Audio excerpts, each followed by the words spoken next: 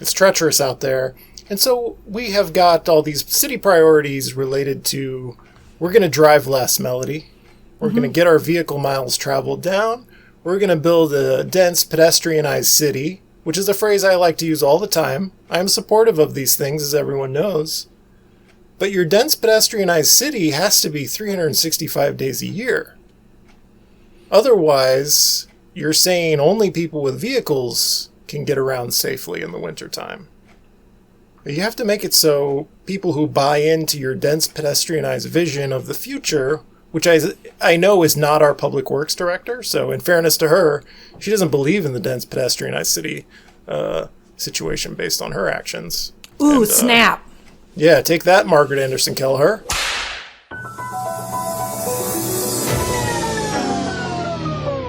We're rolling. We're rolling.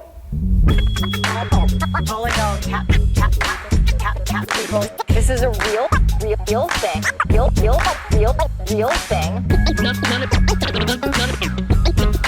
None of you have the balls to stop this. Stop this. I've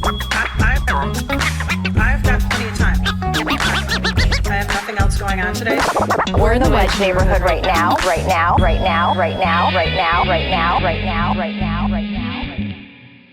Feminist Killjoy's PhD, and we ran it for years. We had like almost 3,000 listeners, probably more than that. Oh, was it a national podcast or a neighborhood-based podcast like this one? It was coastal because I was on the Midwest coast, and then Rachel was on the East Coast in Boston. That's a sizable audience. Thank you. I know it's not as many as your podcast, but we... Allegedly. Nobody knows. Nobody's seen the numbers. It's proprietary. When he says it's proprietary, it truly is, because I even asked Jason Garcia a few times. I was like, what are the numbers? They have no idea. And they're like a major... Yeah. They're your co-anchor at this point. So, nobody... You're like Netflix. Nobody knows. The thing about podcasts, I got inside info from somebody about another local podcast about how terrible the listen numbers were, and they just stopped doing it, and that made me feel better about my numbers. I'm not going to say what the numbers involved are, but like... If they were going to quit because of those numbers... Wait, explain. Maybe. It was a bigger outlet, and so you think, and it was like a larger geographic base. So it's like, wow, if they had those numbers, I'm not doing so bad. That's great. I mean, it wasn't that. I'm not trying to like puff myself up this is super impressive. No, I'm legit happy for you though. This is a difficult thing to build an audience, especially when you're not a very talented podcast host. I'm trying to be a big fish in a small pond. I think that's my approach here. And I think that approach is why you have the listeners that you do, because I think a lot of, if I may, thank you. The podcast world has gotten very professionalized and everybody sounds just perfect, and there's all these ways that you could take this podcast and make it sound more perfect. But I think it's all of the nuances of like mistakes and just bloopers and stuff that you leave in. I think that's why people really like it. It's true. We could try to make this a good podcast, but then that would make it worse. Yeah. And that's what you're saying. Yeah, and honestly, I don't know how many people know this, if I've said this publicly, but John knows. I used to follow Wedge Live when I was a media professor at a community college, and I would use Wedge Live as an example of community journalism. And I was huge fan, and also just used it in my career, and I told other students about it because I think it's a great example of how, like, if you just care about something, you can actually do journalism around that. It's a lot of work, but it is possible. Because when I went to journalism school way back in the day, early 2000s, all I would see are these, like, the people from the big daily. So the version of the Star Tribune, our Milwaukee Journal Sentinel, right? And those were the people that were teaching me. So I didn't know that this kind of journalism was possible. Even on the early internet days, it would have been possible. I just didn't see it. So all that to say, welcome to the Wedge Life podcast. Yeah, welcome to the Wedge Life podcast. I'm your host, John Edwards, and my guest for this episode is Melody Hoffmann from southwestvoices.news. Thank you. Should we do your theme song? Oh, Monthly with Melody. No, Oh, wait. Oh, you play it. Monthly with Melody, where I share all the news for you and me. Monthly with Melody. Let's get down to it, John and me. 3, 2, 1, let's go. Wow, that's such a banger every time I hear it. Yeah, and you did it in one take, unprepared. You didn't even know what the melody was going to be. It's so bad. I love it. My brother John, who lives in Minneapolis, makes stupid songs like that for fun. So it kind of runs in the family. Not to brag, but... Okay, so we always do the farmer's market report, I think. So yeah, I was just gonna have that ready. Yeah, I was just gonna pull up my notes here. So it is winter farmer's market time, which means no actual produce. Keep that in mind. Oh, I shouldn't say. Sorry, let me clarify. At the Minneapolis farmer's market, the winter side, they always have fresh produce. That's important. I want to clarify that. But then on the Southwest side, there's at least one still rocking, but it's not, they're going to call it a farmer's market, but it's more like vendors. And so that is the Lyndale farmer's market, and it's at Bachman's down in Southwest. My cats are fighting right now. Hey, you guys, excuse me. I'm trying to record a really important podcast. Daniel, stop. Excuse me. The Bachman's, the Lyndale's farmer's market that's at Bachman's, and that is December 10th. Did that day already happen? No, but it will have already happened by the time people hear this. Okay, then the next one that's coming up is going to be after the holidays, and that's going to be on Saturday, January 14th. And then there's also the two other ones in the winter at Lyndale Farmers Market, February 4th and March 11th. Those are both Saturdays. And John, I have to tell you that these are outside markets, so you need to bundle up. You can enjoy. I'm always bundled. You are good. Yeah, you're a pedestrian, so you're always good for the weather. You can enjoy music and fresh, ready-to-enjoy food and beverage and stock up on produce, sweet treats, crafts, and gifts from local farmers, bakers, and artisans. Wow, you say that once. It's presented by the Kingfield Farmers Market, Fulton Farmers Market, Nokomis Farmers Market, and which is the umbrella of Neighborhood Roots. I should have maybe gone with that one first.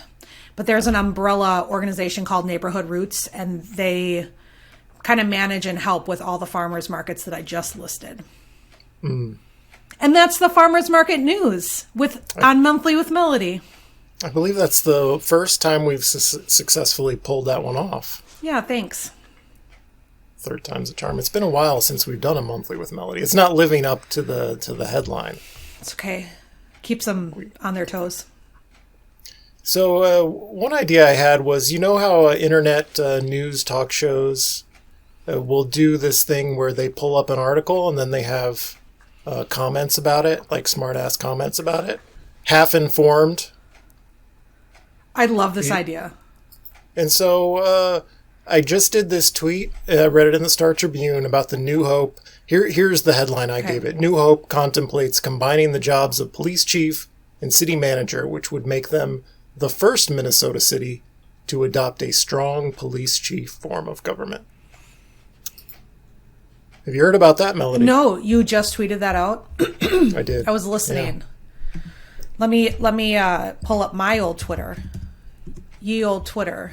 And you're probably my top search. Like when I go to Twitter and I search for something, you are like, I think it's always your, people are going to like snoop on my Twitter account. That's high praise. You know who my top result would be? And it's not going to be reciprocal. I'm not going to say it's you, Melody. No. It's going to be someone else. My guess would be either the mayor's Twitter account or the Daily Taylor. No. What is the mayor tweet that I need to know? Well, nothing. It's because it's content for you. I don't know. Not really. Josh Martin. I appreciate Josh Martin. That makes a lot of sense, actually. He's like the shadow city clerk, I think. That's the way I've come to think of Josh Martin. Shadow city clerk. City clerk in exile, maybe? Yeah. Oh, I just really appreciate that everything that he says is accurate. Like, he's never wrong. And that amazes me. Is he ever wrong? Do you ever catch him in a wrongness? That's an official word. Nobody's good enough to catch him being wrong. I'm sure he's been wrong. But, Oh, here it is. Sorry. I was killing time. New Hope contemplates combining jobs of police chief and city manager. That's what you just said. Mm-hmm. It's a weird story. I don't know if I have anything to add. What's a city city manager? manager? Like a bad idea. What's a so a city manager is like when a city, like a smaller city that doesn't really has part-time council members, and Okay. it's kind of like a mayor figure, but it's hired by the city council basically. Do they have like a mayor too, or no? It's basically the when a smaller city has an executive figure and doesn't really have a strongish mayor. Like, the day-to-day affairs of the executive branch are run by the city manager, though that city manager like serves at the pleasure of the city council, basically. That's a rough outline of what that is. That last part sounded naughty, but we'll just ignore that. At the pleasure, if I may. I don't think it's ever a good idea for the police chief to do more than be a police chief. So it seems like that's a lot to handle, but I could be biased because of being in a big city. But I feel like that's a good enough job. I think you have a lot to do there. Yeah. It seems like conflicts of interest could arise. Well, absolutely. Because depending on where your loyalties are, if you think of yourself as police chief first, maybe you shortchange attention or priorities given to other departments. I don't know. Absolutely. I also just feel like I would never grew up in a rural area. I haven't lived in a small town, so I don't know like what it's like. Like it's hard for me to have a strong opinion on it because I feel ill-equipped to make an opinion based on my experience. I feel like I regret doing this segment where we comment on a random news item from New Hope. I just feel like, I don't know, just a weird story that I happen to see. What do you think is weird about it? That they're talking about a strong police chief when we're talking about a strong mayor? Just seems so, it's the joke, which I should admit I stole from a private comment Josh Martin sent me. I stole the joke, so... And what else was I going to say? Why we is talk it a lot weird? about government structure. It just seems like obviously a bad idea. Let your police chief be the police chief and let your city's executive figure be someone else who does that as their... We can stop talking about New Hope. We can move on. So talk about a story right here in the Wedge. That building that burned down at 24th and Lyndale, which SouthwestVoices.news was on the cutting edge of bringing that story to light with that deeply reported piece. And also, the first time I had heard about this landlord was Taylor Darlene, who is a resident of Loring Park, where this landlord has another problem building that had been catching fire several times back in September. But Melody, do you want to give tribute to the author of that incredibly well-reported SouthwestVoices.news story? Yeah. So the reporter is Hong Pan, and back in September, probably, if not earlier, or whenever that fire happened, obviously, and Taylor's tweets went out, everybody started talking about that landlord. And so they researched the heck out of that landlord, C. David George, and they tried to contact that landlord in all different ways, including writing them letters. No responses, which is unfortunate because in the journalism world, right, when you have some bad news to share about somebody, we always like to check in with that person and talk with them and let them share their perspective. But Xiao Hong found nothing but just really bad information about this landlord, lots of violations. Obviously, there was that fire, right, that happened on the Oak Grove property in Loring Park, where Taylor lives. Do people know where she lives? Maybe I shouldn't say where people live. I think everyone knows Taylor is the Duchess of Loring Park. I just had a moment because, you know. You're not revealing anything that Okay. anyone doesn't know. Well, some people don't like her on the internet, so I just got to watch out. Yeah. So, yeah, I think, but what I want to highlight about that, though, is that this very well-researched article came out in October. We had contacted the city about the story. The city knew. Council member Shugtai knew. I mean, everybody you could access the story. It was well publicized. People shared it. It was out there. Lots of information. Basically, all the research done for everybody right in front of them, right? And and so then the narrative is then, okay, now another building is on fire, and this one was much more severe, it looks like, because it's a total loss. The building is destroyed. Yeah. It could have spread to nearby buildings. Lives were put at risk for this thing we had known about for months, as you say. Yeah. And you could say, well, maybe the city's policies are not adequate to what this problem is, Mm-hmm. in which case we need to change our policies, maybe? Mm-hmm. I was thinking about that. I don't know if maybe the legal system is not adequate to this problem, because what do you do when some landlord who may not be mentally fit to manage his properties, and the portfolio is so large, and the buildings are so large, squatters take up residence, start fires to help keep themselves warm on an extremely cold night, and the building burns down and puts neighbors at risk. This landlord has let his properties deteriorate to that state. Does the legal system have a remedy to say, hey, we can take your properties now because you're not up to this job anymore?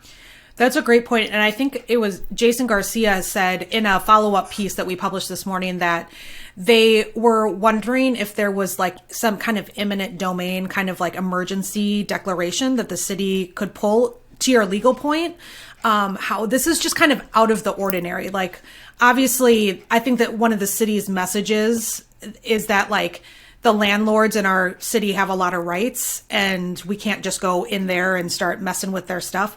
And I think we would all agree with that general premise. But the issue is that what happens in these like extraordinary circumstances that are, if we're going to continue not addressing the homelessness crisis in our city at a much more urgent pace, this is just going to keep happening. Like this, like what was really eerie about the story that we published this morning was that, and I saw this with my own eyes, somebody emailed us and tweeted at us and DM'd us very urgently and was like, I'm really worried about 2312. I live next door to 2312. Yeah, I got an email like that too. Okay. Yeah. Like, so the point is that like tenants were they were reaching out to the media. Like people don't reach out to the media about stuff very often. Right. With a dire concern. They knew that this was going to happen. Like, what does that mean, right? That like all the pieces were out there. This is going to happen again. People were telling us exactly what building it was going to happen. And there's nothing the city can do. Like, I'm not in government, but that just seems like, to your point, we need to fix something then. Like we need to review our policies. I'm speaking way out of my element, but as that's okay. An outsider looking into this issue, it's like, y'all are the experts. Like there's nothing. Yeah. And no communication about it either except for what Mayor Fry said, which wasn't all that, there wasn't really much content to it. Yeah, it was basically, this is on the landlord, which is true to an extent, but also if somebody is up to no good and we all see it coming months ahead of time and neighbors are predicting there's going to be a fire and I live next door and I don't want that to be the case back in September, then I think we failed in addressing a very obvious thing that happened. Another part of the story is this, that was covered in that SouthwestVoices.news article, is that this building served as affordable housing, not in a like legal sense where it was required to be affordable housing, but just where the rents happened to be. This is an older building, rents were lower, and the people who lived there because it was affordable to them, and they were like, as unfortunate as some of the conditions were, they were grateful to have the housing. That was the gist of what I took from that story. And now it's gone. I think they're going to have to tear this building down. I haven't heard that. I'm just assuming by the extent of the damage that the building will be torn down. Maybe I shouldn't assume that. Nope. I would just like to insert a fact. Okay. They do have a demolition date. It's an emergency demolition date that the city issued, and it starts on Friday. But on Friday, what they're doing is actually this part hasn't been published yet. So, but it'll be old news by the time this comes out. Anyways, by the time this comes out, the building should be down because they're disconnecting the stuff. They're disconnecting all the wires tomorrow, and then starting next week, they're taking it all down. Emergency, yeah. And so we will have lost an entire building full of affordable housing. If you all haven't been, if you haven't had the ability to like walk around the building like I did, it is very big. There was a lot of units in there. And had those properties been handled quick, like in a more urgent fashion, those could have been, the deterioration of the inside was shown in some photos that have been shared, like passed around online, but still like hopefully those could have been rehabbed. Right. And if they couldn't have been rehabbed, then again, we need to go back to like, how can we keep this from happening in the future? If a building's going to be vacant, like the property on the 2600 block of Pillsbury, that the landlord, I've been in contact with the landlord next door to it. That building's been vacant, he said, for 20 years. Like, no activity. Which building? The one on the 2600 block of Pillsbury. Also a C. David George building. Yes. And the landlord next door got in touch with the city and the media because tenants were seeing people go into the back of that building. And so he was like, hello. And this is a couple days after the fire. And so I went down there that day and the window was indeed open with a dumpster underneath it and like had not been fixed. So like, again, with the urgency, like I'm not sure where the buck stops, I guess is the saying, but there seems to be a lack of urgency that we're at least seeing publicly. And so if there's an explanation for it, the city should definitely come out or through a council member, right? Like send out an email and let us know what's going on. But right now the visual looks like they're not doing much. Does that sound, is that like a, check my reality here, John. Does it also feel? I feel like we're in agreement. Okay. I also do want to go back and really stress how this fire is also like a representation of the people who are going through homelessness in our city right now, because there's a lot of people that don't have shelter. And so this one theory is that it's people were using that space to stay warm. Definitely, we see this a lot with vacant buildings. And that is a result of people not having housing. So I wanted to highlight that too, because there's been a lot of focus on the landlord and the city's response, but it's also about homelessness. Yeah. I don't know if I'm prepared to like formulate this as an idea and articulate it here right now, but we talk a lot about the police budget, and the mayor and the chief went on TV to like get people afraid of a 0.5% cut to a budget that's a large increase over last year's, a budget that the police weren't even capable of spending. And I don't know, like a building burning down because people are out there desperate for housing and they broke in and are living in it to stay warm.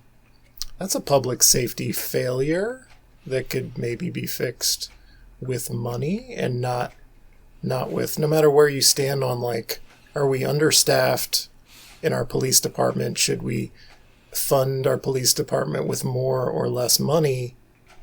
Like, I don't think adding more cops to MPD fixes the problem of homelessness, which is clearly, based on this incident, a public safety problem. So, I don't know if I said that. in a way that's understandable? Absolutely. There's money that is available, or there's money in the city that can be used on addressing housing. Especially in a situation where the fear-mongering about police funding from the mayor and his new chief, about a 0.5% cut, that wouldn't cost us any officers at all, because the problem with MPD and staffing is not related to money. They have had more money than they can spend. It's because nobody wants to come and work for MPD. And you can debate what the reasons are for that. Maybe it's because it's a disaster of a workplace and no one wants to be involved with it. Maybe it's that. Maybe if generations of city leaders hadn't let this department deteriorate to a basket case situation where nobody wants to work, at least nobody wants to do a good job wants to work. I don't know. I'm rambling. No, I think, have you done a podcast on the county and city's response to homelessness? No. That would be a free show idea. It would be cool to get somebody from, Hennepin County has been doing a lot of work. They've been in my reporting, or as I track all these budgets and stuff, they're putting a ton of resources into it. And I think it would just be good. I think we all have a lot of questions, or for those of us who have not gone through homelessness or don't work in that area of public service, people just have a lot of questions. And we don't get a lot of answers from the city about their response to homelessness. And so it'd just be cool to maybe we can do a co-produced one where we bring in somebody from the city who actively works on this stuff, and then same with the county, and just kind of ask them these kind of questions, or have them react to these kind of comments we're making. Yeah, I have had questions rolling around in my brain about the inconsistency between what the city says it does when it goes into an encampment and what it actually does, because it doesn't seem to match. Are people notified that it's going to happen? How far in advance? Are they allowed to keep their belongings and not have them destroyed, which I thought was a commitment the city had made. It's a frustrating mess in terms of trying to determine what the truth is, and I don't want to accuse anyone of lying. But, well, okay. You want to talk about sidewalk shoveling? Yeah. Okay, thank you for your enthusiasm. I like this topic. I think it's very important. So there was did you see that Councilmember Robin Wansley, proposed an amendment for a $200,000 to implement a sidewalk shoveling pilot, which is, she said staff has done the work on this already, and she's just trying to fund a priority that city staff have identified. Public Works Director made the case they were not prepared to do this, and it would be a cost to other parts of their budget, their massive budget. And I think Councilmember Chuck Dye said it was something like 400 and something million a year that they spend, and Wansley wanted to move 200,000. It failed, but to move away from the specifics of that budget drama. I do want to go back to the budget drama for a second, because last year, and I don't have the story up right now, but we reported on a possible municipal snow shoveling program, and our streets went and proposed it. And the way that we reported it, the way we understood it, was that it was being seriously considered, because of all this, the work had been done, being seriously considered for the budget. I remember there was a campaign for people to email their council people and push for it, right? So it was very much out in the open. So for her to say that, and I don't know the full story, but it just sounds weird to hear. Yeah, they're not prepared for it. It's these, I don't know, and the fact that I had to go and talk directly with Councilmember Wansley to figure out what happened with this municipal snow shoveling thing. It just got buried. It was, I don't know, it was very strange because it had a lot of attention in January. It's been kicked around for many years, it seems like. Mm-hmm. And so if it comes back year after year and is never implemented, maybe it's not a high priority. Maybe the real answer is we're not prepared. It's that this is not a priority, and we would like to kick the can and say we like it, but don't actually. One of the first things that I wrote about on streets.mn, that's how I got my start in being a public intellectual, Melody, was writing posts for streets.mn, and I was extremely frustrated, angry, very passionate about how terrible the sidewalks are. That's why I got so excited when you wanted to talk about sidewalk shoveling, because I have a similar passion. One of the first things I wrote, coming from, it's a contradiction. You live in a place that has warmer weather. I'm going to say it, Florida, and so people like idealize Florida as a place you can be outside all the time and go places, but like the infrastructure, the urban design is not conducive to actually doing that. You absolutely must drive everywhere. And then a place like Minneapolis, it's a dream mostly to walk around when the weather is nice and there's not ice on the sidewalks. But you get to winter and it's completely destroyed, your ability to get around. Even if a lot of people make this as a disabled person versus able-bodied person thing. But even if you're like perfectly able-bodied and like robust and super athletic, these are obstacles put in your way trying to move around the city, trying to walk to your bus stop. I have an anecdote to share. Okay, go. About this, so then you can think. I just went on a walk with my friend Julie the other day, and like our plan was to get coffee and then go for a walk. And we had to walk like single file multiple times, like throughout the walk. There was rarely times where we could actually walk next to each other, where like if you are trying to like connect with people and go for a walk, it would be nice to like be next to them. Yeah, people do this thing where they just go down with the shovel and they do like a 1.5 foot wide path. Well, your feet will fit in this this ice rut that we've created for you. But your stroller won't, and Right. your, wheelchair like will your not. cane, like walking with the cane, that's not going to be fun. It's treacherous out there. And so we have got all these city priorities related to, we're going to drive less, Melody. We're going to get our vehicle miles traveled down. We're going to build a dense pedestrianized city, which is a phrase I like to use all the time. I'm supportive of these things, as everyone knows. But your dense pedestrianized city has to be 365 days a year.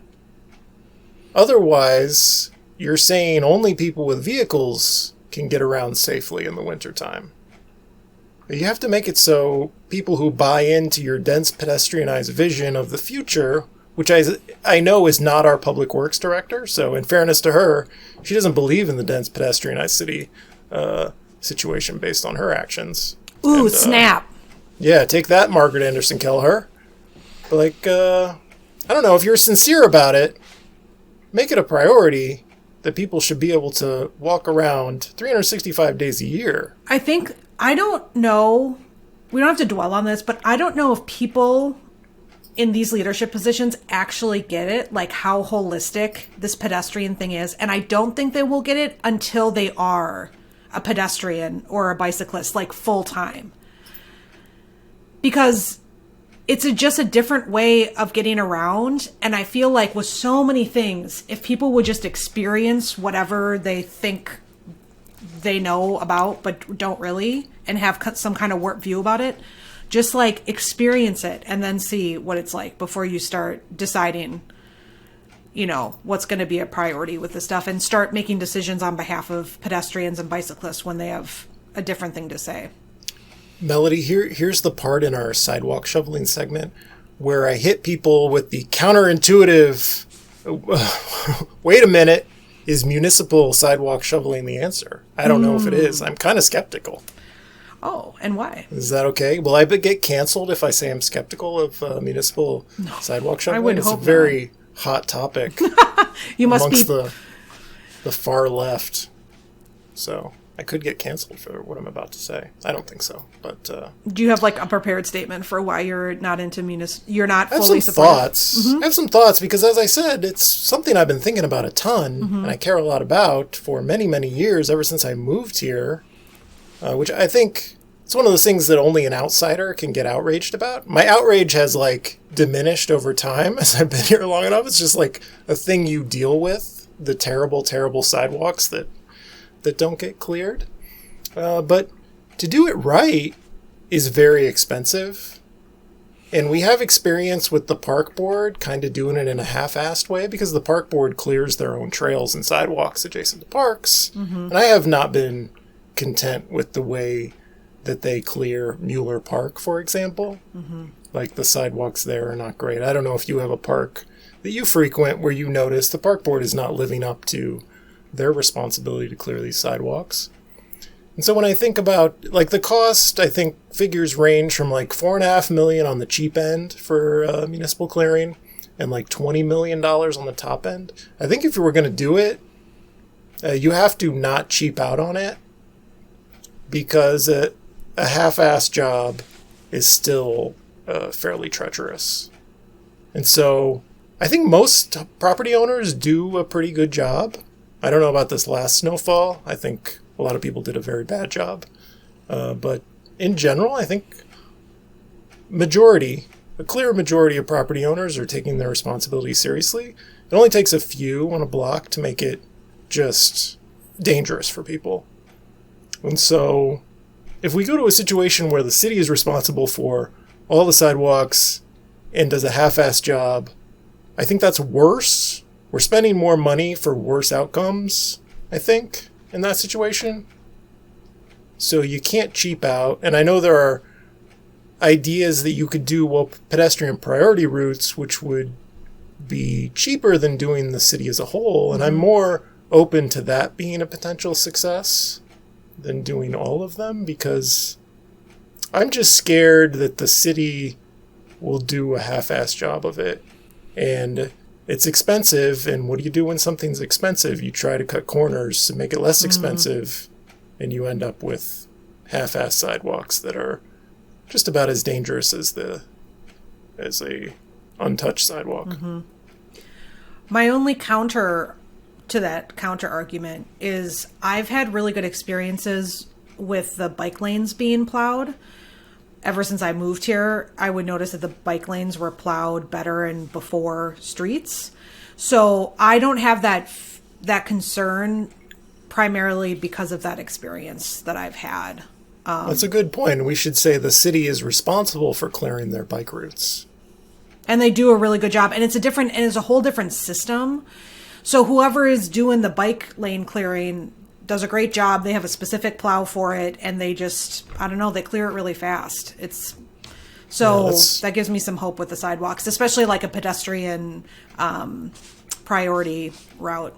I was walking on the new Franklin Avenue, the very short stretch of Franklin that's between Lyndale and Hennepin and the Wedge, and they've got a new sidewalk, new street, but also a new sidewalk with a bike path right next to it. So they're side by side, sidewalk and bike path. And I think most people who walk on it, even though it's separated by a little rumble strip with bumps on it, so you know there's a barrier here. I think most people who walk on it just think this is a really wide sidewalk. Yeah. But the case is one side is a bike route, one side is a sidewalk. City is clearing the bike route, and so when I walked through, it was perfectly clear and dry. And then there was snow on the other half of it, which is a sidewalk that the city doesn't clear. And I thought that was an interesting visual demonstrating that, I don't know, it's possible. People who want this and say it's possible, it is possible we could do this. It's happening on this sidewalk. It's just because it's dedicated to bikes, it happens to get cleared. Yeah. Those are the same kind of lanes we're going to have on Hennepin, right? Yeah, that seems to be what the city is moving towards. I think that's also what they're doing to Bryan Avenue, right? It just reminds me of when I was at the U as a student, and I would, there was lots of places around the campus that are like that, where the bike lanes are right next to the pedestrian thing. And it was kind of a disaster, but people like figured it out, once there's so much traffic, like people kind of, But if it is like, as a pedestrian, it is very hard to know. There's no like alarm system that goes off when you as a walker go in between the lanes, you know? So you really have to, it's just about education and like just awareness of like, oh, on the street, I have to be really careful about where I walk. It's possible. Yeah. Everything's going to be great. I mean, if you want to ride 20, 25 miles an hour, that's probably not ideal for you. That's a good point. If you're prepared to go a little slower and watch out for people, I think it works out okay. Yep. I don't know. It can be irritating to have people wander into your path, but I don't know. I take pity on pedestrians because I am a pedestrian most of the time. So people make mistakes. Nobody's going to get hurt. I will often move into the street. Here's the other thing I was going to say. I often move into a bike lane if it's in the street during the winter because they are cleared. And I feel like if we start putting the bike path and the sidewalk right next to each other, one advantage here is I can just scoot over into the bike path and I won't be slipping and falling all over the place on the ice. Mm-hmm. It's that bike lobby, man. It's the only reason they get their bike lanes. Yeah. I feel safe enough that when I tweet something like that, people know that I am for both bikes and pedestrians, and I'm not trying to say, well, look at these bikers getting the extra advantage here. I'm saying we can do it for everyone. Yes, and that comment was not directed at you. It was directed at people who think, okay. When it's both deadpan, then that's when we run into problems. Are you also deadpan? Yes. Oh, okay. I probably don't do it as much when I'm talking with you because then people won't know what's reality. So you'd be like, wait, is she kidding too? I don't get it. Is there a bike lobby? We're bending reality here. Yeah. Do you have any like budget items you want to talk about? I thought the Wansley Amendment moving $1.2 million from the Affordable Housing Trust Fund to fund sprinklers, fire suppression at public housing buildings in Minneapolis was good and important. Okay, here's a question for you. Yeah. Do you think that was connected to the fire? But also, I should say, I keep forgetting, the Oak Grove place went up in flames in September or October. It just wasn't as bad as a fire. I think the real answer is this has just been a topic ever since that high-rise fire in Cedar Riverside. Oh my gosh! A couple years ago. This has just been an ongoing topic, and so... How Southwest of me to think that it was just about Southwest. It's just one of those things that I thought had been fixed already, and apparently if there's a budget amendment needed, it was not fixed. Maybe it was fixed for a specific building and not a series of buildings. So for the budget thing, you know what I found the most So, yes to all the things that you just brought up. I also realized that they have links to the public comments that people have sent in and a list of speakers that were at the November 15th meeting. I forgot to check. Budget meeting? Yeah. So, like, on November 15th, I can see, like, oh, Ward 11 from Weave, Rainbow Health Minnesota, like all the people that spoke and like where they're located is that in the Legislative Information Management System? It is. It was at the bottom of the budget meeting that we had on Tuesday night. Yeah, way at the bottom. And then there's comments. Here's one that's very relevant. Minneapolis made a terrible decision to slash funding to neighborhood organizations, which are more vital than ever in building real community. I hoped increased funding can be restored and that the city will allow a 100% rollover of equitable engagement funds. So these are the comments that people emailed in. Oh, you're looking at emails. Yeah, but they're like linked to very easily in limbs. Melody, this is not breaking news that you can access a whole packet of emails that people wrote into the city. Okay, I would like the listeners to please raise their hand who knew that. Nobody knows this except you and Josh Martin and Taylor. So I'm explaining it to the masses and showing... I feel like you can only trust myself, Josh Martin, and probably not Taylor. You can't trust Taylor to use these comments and emails responsibly. Oh, okay. I don't think access should be given to the general public, only responsible intermediaries. I'm basically Matt Taibbi, serving as intermediary for the Hunter Biden files. Is that how it works? Great. Wow. No, and there was sadly only 2 emails there. So way more. Wow. 51 people spoke at the November 15th meeting. Nice work, everybody. And that you can learn from what is known as limbs. You just click around on all the links underneath agendas and like all this really amazing stuff shows up. It's probably something that takes you years to get comfortable with. Like which of these many links should I be clicking to find the good stuff?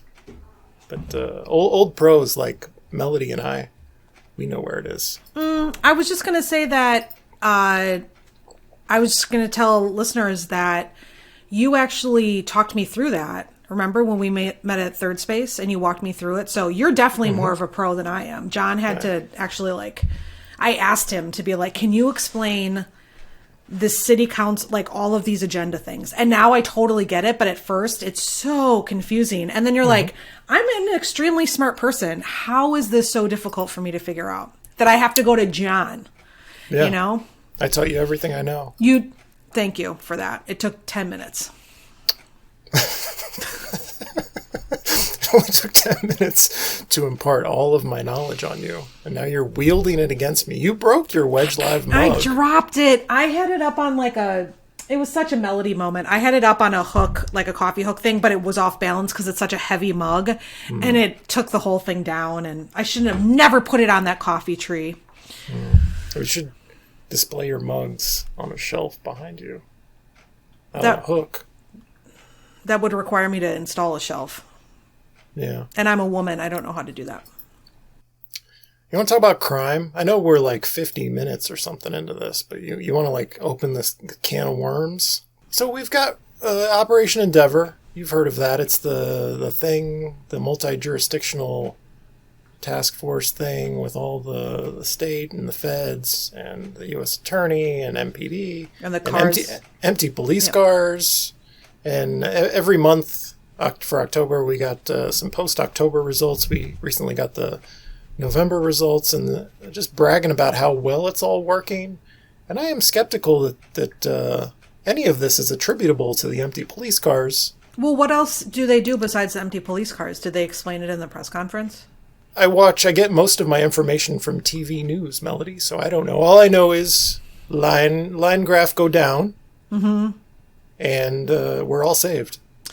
Well, there's been a general trend in the crime rate going down, so it's really hard with variable stuff. Like, I used to talk about this with my students all the time with media effects. It's like, okay, it's that argument about violent video games, right? Okay, well, if I spend more time playing violent video games, I'm going to become a violent person. And it's like, no. And there's so many more variables as to why a violent person is one that plays violent video games. Do you see am I making sense here? Yeah. So it's the same thing with the variables around crime. Crime goes up and down. There's so many variables to why crime goes up and down. And I know this, and I barely know anything about crime. All the COVID, pandemic, that drastically changed our violence stats, and why that is, we're still, you know what I mean? So you can't just say the courts just stopped functioning for a while. So you can't just say this one after all of this, after we've gone through all of this. And I would say this for anything. It doesn't matter if it's the community mental health response, right?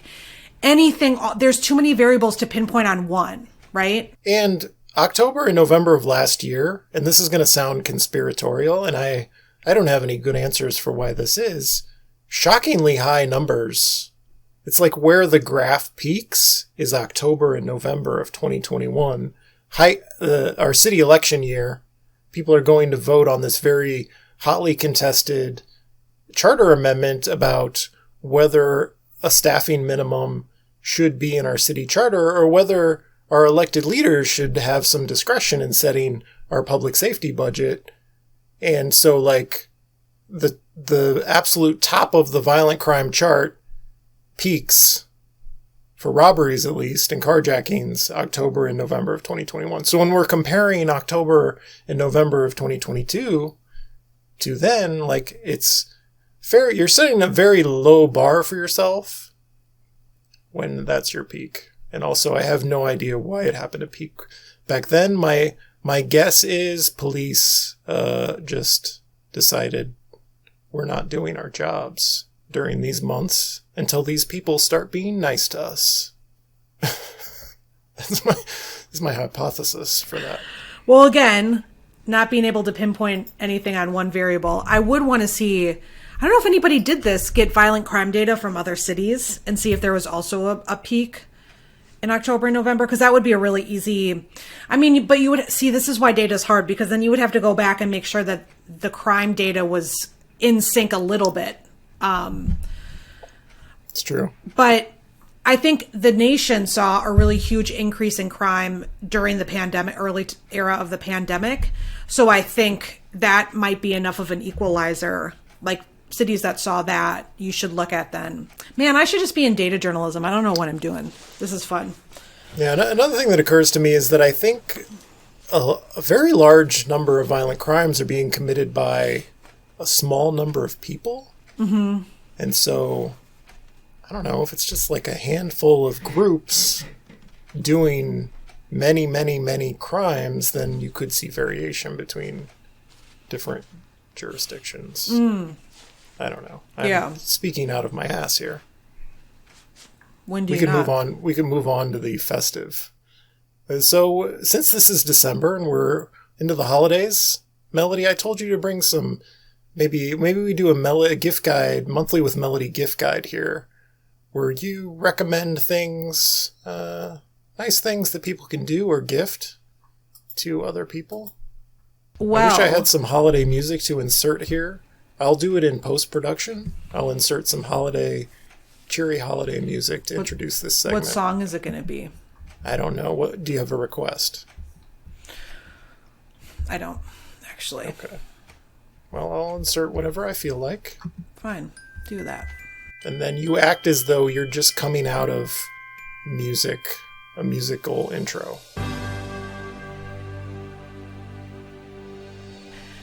My turn. Okay, hi, welcome back. A local gift guide. So Southwest Voices actually has a local gift guide. Did you know that, John? Did you just set me up for that? I don't read southwestvoices.news. That is so good that you were like, give me a gift guide, and we literally have one. I read precious little from other news outlets. I feel like that would be cheating. All the news I give to people, I've acquired myself. That is very true. That is very true. And then I take it sometimes, but I give you credit when I do. So we have a gift guide that is, the cool thing about it is that it's separated by category. So if you want, like, if you're shopping for a music lover, or you're shopping for books, or what is my favorite? You're shopping, this is not my favorite one. If you're shopping for a furry friend, if you're shopping for something eco-friendly, if you're shopping for jewelry, should I keep going? Oh, if you just want to have fun, that's my favorite category, because it's a balloon shop and then 2 places that sell CBD and THC. Okay. I was hoping for recommendations from you, the person, Melody the person, not Melody the news gatherer. Well, okay, I just wanted to, I have to promote it though. Oh, that's fine. Because Southwestvoices.news, where you can see the gift guide Melody was just talking about. Thank you. So then I would say wow, gift guide. Now I thought I could just rely on my previous work that I've done. Actually, Charlie did all that work, but, wow. So let's do it like this. What are some products, services, or experiences you have been personally enjoying recently that you would recommend to others? You know what? I'm a big fan of gift cards, because then it feels like really? a little... You're going to recommend gift cards? Shh. Sorry, I didn't mean to shush you. But like, to put a mix of like a spin on that though, it's like I could go get a gift card at like a local restaurant like Vo's, and then I would give it to the person to be like, we're going to go get dinner. So it'd be like, it's kind of like an experience thing too, because I like the experience stuff more than like going and shopping and getting somebody a shirt. So the gift card is part of the experience. So in your face, outer space on that one. And also I think, another reason is because it really helps support the local businesses. So like, sure, I could say, if you want to get somebody a guitar, go to Twin Town, or like, I don't know, coffee gift card. I just always go back to gift cards if you want to support local businesses. I'm not really into things right now. I just want experiences, John. What do you do for fun? Oh, I mean, I do arts and crafts a lot, but we don't have a great arts and crafts place here. Sorry to whoever I just forgot about. Isn't there a place on Lyndale that sells art supplies? Yeah, but I always feel like, this is probably bad of me to say, they don't seem very like active. I'm never sure like how open they are. It's a weird storefront. Yeah. That's for sure. Yeah. I never know when they're open either, or what they sell, because it's hard to see in the windows. Yeah. It feels almost elevated. I don't know. I only have vague notions of what the storefront looks like. Fun fact, huge improv theater is moving into that building next year. Yeah. They're taking over part of the space, because I think it looks like the art gallery just downsized. The art gallery? On the Greenway? No, sorry, whatever that art store place is called. Okay. Anyways.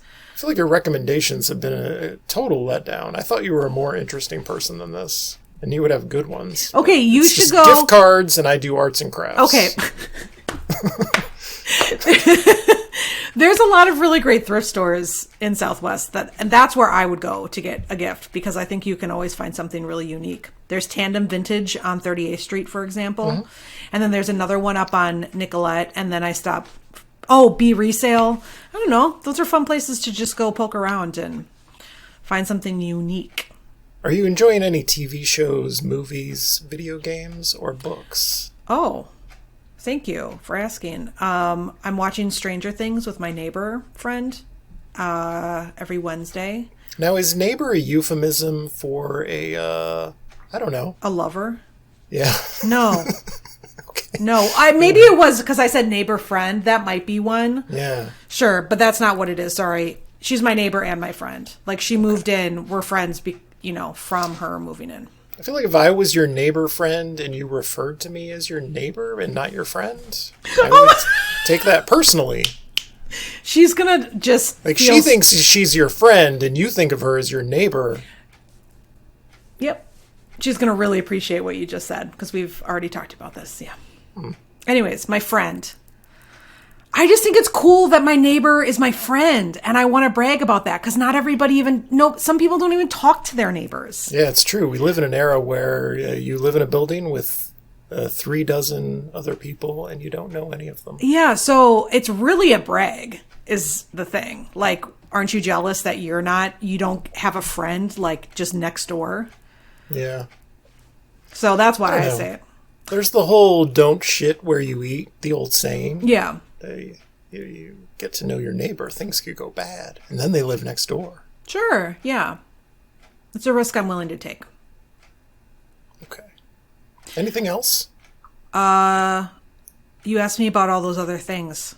I'm reading a book called The Orphan Train. I can't find it, but I'm reading it. I was reading it. It's really good. It's about the legit orphan trains that we had in our country. Okay. And I'm not playing video games, but I watch my nephew play Mario Odyssey. Okay. How old is that game? New. Is that a new game? It feels like I've heard of that game for many years. Sure. Well, How do you watch that? Is it a stream situation? No, what you do is you sit next to him and then you look at his screen. You have a nephew. You're in possession of your nephew? Well, for this example, not right now, but yes. Like, I would be hanging out with him. I will watch him. Have you never watched somebody play video games in person? I have. Mostly Okay. I'm the one playing the video Oh, games. yeah. No, I watch. And it's fun for me because it reminds me of all the old Super Mario Brothers games. I have no idea what he's doing because it's like a 4-dimensional world. So Nice that you have family in town that you can be with in person. yeah, thanks. I have to make sure I spell your name right in the little under 2 F's, 2 the N's. video things. 2 F's, 2 N's, 2 F's, 2 N's. Be cognizant of that. This has been the Wedge Light Podcast. I'm your host, John Edwards. My guest has been Melody Hoffman. Thank you for listening. This is a real thing. Real thing. None of you have the balls to stop this. Stop this. I've got plenty of time. I have nothing else going on today. We're in the Wedge neighborhood right now.